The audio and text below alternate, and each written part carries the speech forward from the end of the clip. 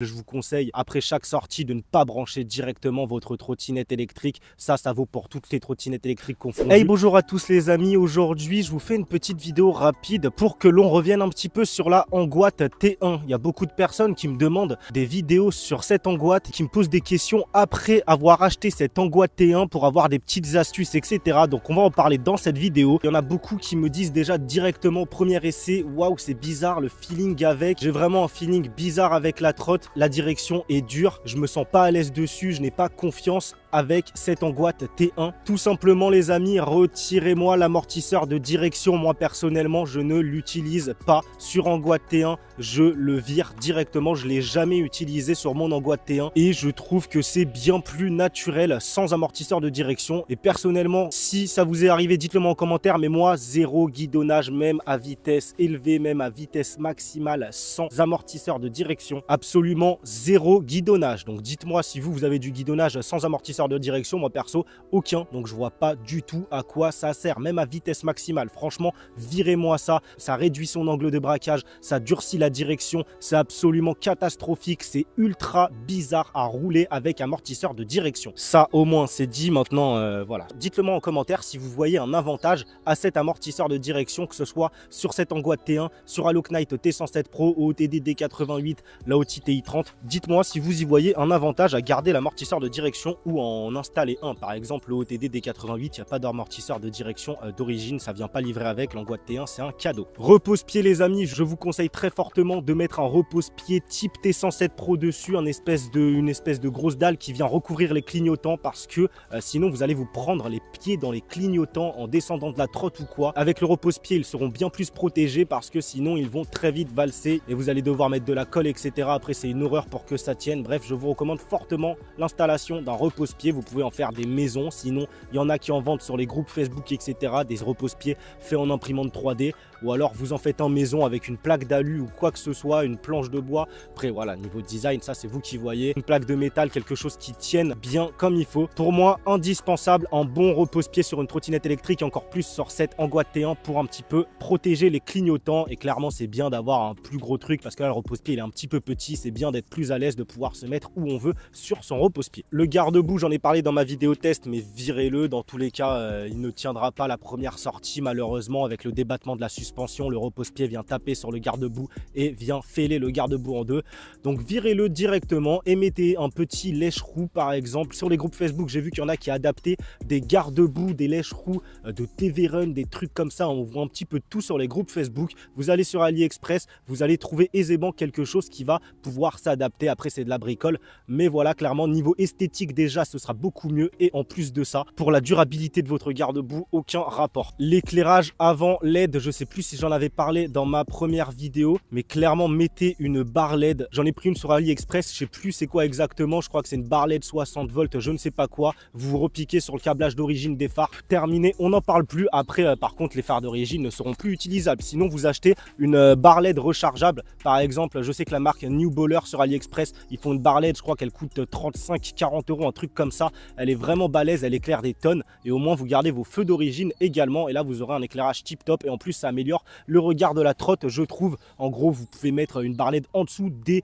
deux phares avant, des deux ronds et ça fait un espèce de sourire. On dirait que les deux ronds à l'avant c'est des yeux et la barre en dessous ça va faire une espèce de sourire quoi, un visage et clairement ça change énormément la gueule de la trottinette électrique. Également, je vous l'avais pas dit durant ma première vidéo sur cette Angoite T1, mais si vous y mettez des pneus route, vous allez gagner en vitesse de pointe, vous allez gagner facilement 5 km/h. Donc clairement, vous allez avoir une vitesse de pointe qui va avoisiner plutôt aisément les 90 km/h. Après, est-ce que ça sert à quelque chose de gratter 5 km/h sur une trottinette électrique qui est déjà un monstre de puissance? Je ne sais pas, je vous encourage en rien à le faire pour la vitesse. Clairement, ceux qui passent en pneu route, c'est plus pour l'accroche, pour l'adhérence à la route. Parce que bon, si vous faites pas énormément d'off-road, évidemment, c'est mieux de passer sur des pneus route. Vous ferez beaucoup moins de bruit, vous n'aurez pas le grabuge que font les pneus off-road d'origine. Maintenant, moi j'aime bien, au moins on nous entend arriver en pneus off-road d'origine, c'est cool. Vous arrivez comme une fusée avec un gros bruit, tout le monde se retourne. Moi perso, je kiffe. Après, les goûts et les couleurs, question de personnalité. fonctionnalités. Bref, quelques petites astuces pour la longévité de votre trottinette électrique. Si vous voulez en prendre un maximum soin possible, je vous conseille après chaque sortie de ne pas brancher directement votre trottinette électrique. Ça vaut pour toutes les trottinettes électriques confondues. Attendez une demi-heure, une heure, c'est encore mieux avant de brancher votre trottinette électrique pour la recharger. Après, si vous avez fait un petit ride de 1 ou 2 km, vous pouvez la brancher direct. Moi, personnellement, j'attends toujours un peu, mais voilà, si vous faites surtout un gros ride, attendez avant de brancher votre trottinette électrique pour préserver la batterie. C'est clairement le mieux à faire. Éteindre le display avant de couper le contact à la clé. Ça, clairement, c'est un conseil qu'on voit pas beaucoup, que ce soit sur les groupes Facebook ou quoi,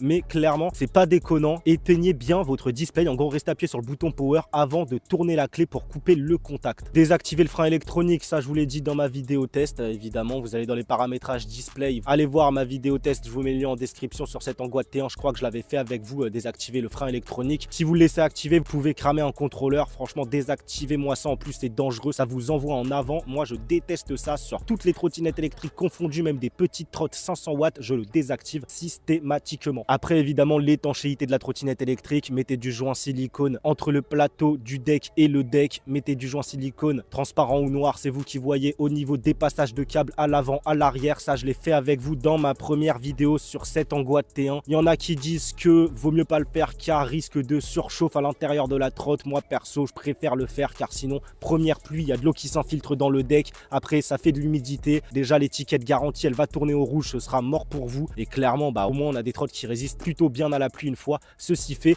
évidemment, le display gâchette, l'accélérateur n'est pas étanche. Donc, gardez un petit sac plastique. Moi, perso, je me prends pas la tête à étanchéifier tout ça. Je mets un sac plastique dans ma sacoche de colonne. Et s'il y a une pluie qui se déclare inopinément, je le mets sur mon display. Tout simplement, et une fois le deck étanchéifié, clairement ça tient bien. Je sais qu'il y a des livreurs Uber Eats qui ont déjà fait des 10-20 000 bornes avec ce genre d'OEM chinoise, l'Aoti TI30 entre autres, surtout vu que c'était la plus ancienne. Plus de 10-20 000 bornes étanchéifiées, RAS, rien à signaler. J'en vois tourner moi vers chez moi dans le 78 des livreurs Uber Eats, des Deliveroo etc. en OEM chinoise, Angoisse T1, T107 Pro, l'Aoti TI30 et OTD D88 bien sûr. D'ailleurs la OTD D88 je vous la conseille fortement parce qu'elle est bien résistante à l'eau d'origine, enfin son display est plus résistant à l'eau que les T107 Pro, Angoisse T1, la Aoti TI30 et un accélérateur au pouce également. Après, c'est toutes de bonnes trottinettes électriques. La Angoisse T1 est peut-être un petit peu plus qualitative que la OOTD D88. Je vous mets dans tous les cas tous les liens en description. Bien sûr, évidemment, surtout cette Angoisse T1 qui est actuellement à seulement 1235 € sur Banggood avec le code promo TAITECH T1 New. Franchement, c'est ouf. 1235 € pour du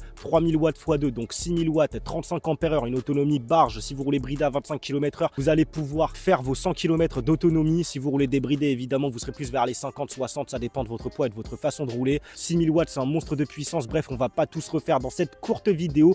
Je vous renvoie à mon test principal si vous ne l'avez pas encore vu. Je vais pas parler d'accessoires esthétiques dans cette vidéo. Comme vous pouvez le voir, j'ai un petit Engwe P1 devant moi. Oui, aucun rapport avec cette vidéo. C'est juste que c'est mon daily. Batterie amovible, ultra pratique. On n'a pas peur de se le faire voler. Il attire pas plus les regards que ça. Bon, après, avec le petit tuning que je lui ai collé, je lui ai mis des petites poignées AliExpress 2-3 €, une grosse selle AliExpress à 10-15 €, des pédales également AliExpress une dizaine d'euros. Bon, là il attire un petit peu plus les regards parce que c'est des couleurs flashy, mais bref voilà, c'est un bon petit vélo électrique qui monte aux alentours des 36 km/h une fois débridé, sur terrain privé uniquement bien évidemment. Il a une poignée d'accélération, pas besoin de pédaler, il est assez confortable, il est pratique, bonne capacité d'emport avec cette sacoche à l'arrière et ce porte-bagages, et il résiste bien à l'eau en plus. Il a pris pas mal de grosses saucées dans la gueule et RAS. Je vous mets le lien également si ça vous intéresse de cette Engwe P1 en description avec son code promo. Je crois qu'il est aux alentours des 600 € sur Geekbuying. C'est vraiment un vélo électrique que je kiffe. En plus, il est pliant de partout. On vous fait plier ici le guidon.